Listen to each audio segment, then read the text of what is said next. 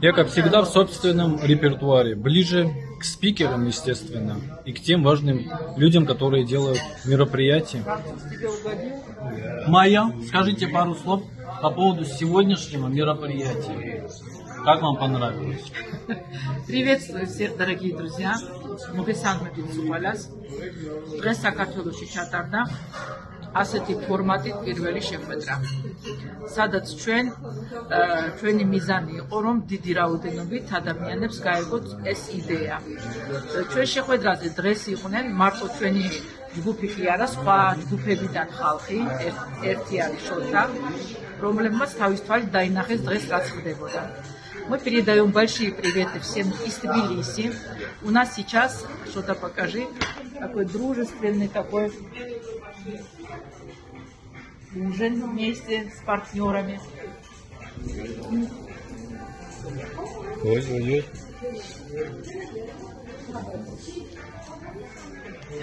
Продолжаем. Да. И всем передаем приветы. Дорогие друзья, это замечательный бизнес, который объединяет людей со всех стран, с разных национальностей, неважно, кто какой национальности, главное быть человеком. И сегодняшняя встреча еще раз показала, что мы можем вместе дружно проводить встречи, люди из разных структур, неважно кто где, потому что мы все движимы одной идеей. Вот. Провели встречу в хорошем настроении, спустились вместе и вместе сидим в ресторане и обсуждаем весь наш сегодняшний день. Мы очень рады, что эта встреча прошла, и передаем всем приветы с города Тбилиси. Супер, спасибо. Лана, ერთი სიტყვა. რა თქმა უნდა, მოგესალმებით. პირველ რიგში გილოცავთ საზოგადოებას, რომ ესეთი ძალიან მაგარი საქმე მოვიდა თითოეული ადამიანის ცხოვრებაში.